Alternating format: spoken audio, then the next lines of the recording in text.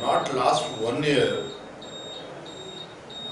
after Congress government has come to power, especially Siddaramaiah, Chief Minister's home turf, has become a land for drug mafias.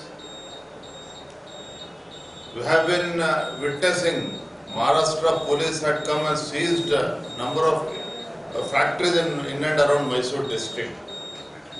So this is a clear indication that Karnataka state has become heaven for drug manufacturers.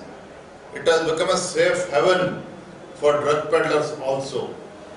Because every month we have been witnessing hundreds and hundreds of crores worth of drugs has been seized by the local police also.